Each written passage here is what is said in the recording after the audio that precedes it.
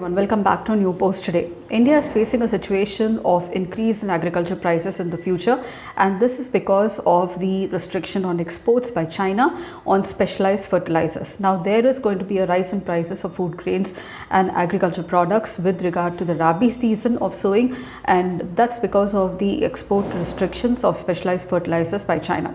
Let's have a quick overview of the fertilizer sector in India and what impact will this export restriction by China will have on India. Let me tell you that India imports most of the fertilizer needs, and we are highly dependent on China for many of the fertilizers, especially urea and also specialized fertilizers. So if you look at the fertilizer sector of India, it plays a very important role for food security with regard to 1.4 billion population.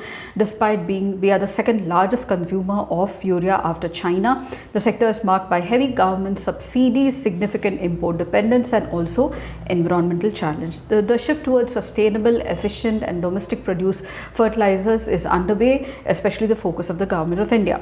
Now the fertilizer market is valued by at least 1 billion by 982 billion as of 2024, and is projected to reach 1401 billion by 2023, growing at a compound annual growth rate of 4%. While India is the second largest consumer, its demand outstrips the domestic production. So we consume almost 70 million metric tons of fertilizer, and urea remains the dominant, while demand for substitutes like single super phosphate is growing, and also diammonium phosphate as well. The private sector largely contributes to the production, almost 57%, followed by cooperatives and public sector undertakings. India is highly dependent on imports for fertilizers, mainly from China, and this leaves us vulnerable to the global price fluctuations. India imports 100% of its muriate of potash and over 60% of diammonium phosphate. India imports 20% of the urea, but the imports declined after revival of domestic plants. India heavily relies on rock phosphate and natural gas, critical for producing fertilizers and urea. The key major producers are the Indian Farmers Fertilizer Cooperative, Coromandel International, Rashtriya Chemicals and Fertilizers. The government is also taking many steps towards self-reliance, like subsidies during the budget, and also nutrient-based subsidy scheme that is being implemented by the government of India for phosphate, potash, and one nation, one fertilizer mandate that subsidizes fertilizers being sold under a single brand name of Bharat. And we are reviving the old plants to boost domestic production using natural gas as a fuel for producing them, signing long-term agreements with countries like Saudi Arabia and Morocco to secure supplies of DAP. That is, we are diversifying our supplies now, and also involving in international partnerships to secure raw material supplies as well. However, there are still challenges and issues. What are they? Import vulnerability. Over-reliance on the import exposes the sector to global price volatility, supply chain shock, and in the midst of geopolitical tensions. There is a financial burden because of the subsidy given by the government of India in every fiscal budget. There is a nutrient imbalance. The disproportionately high subsidy on urea has led to the farmers of overuse it, causing a skewed nitrogen, phosphorus, potassium ratio in the soil, damaging the soil health in the long run.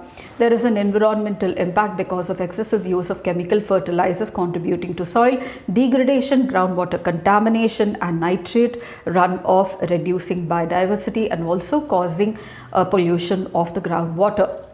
Infrastructure distribution is very less. Inadequate logistics, storage, fragmented distribution network lead to the bottlenecks and black marketing. There is technological obsolescence. Old PSU plants are still inefficient, expensive. We are now looking at nano fertilizers by the IFCO. We are already producing nano urea, nano DAP for reducing wastage and also not diverting them to the black market for industrial use. We are now promoting biofertilizers for restoring soil health and organic farming. We are now investing in green ammonia production, which is a sustainable alternative to ammonia to cut emissions, and technology is being used to improve efficiency and transparency.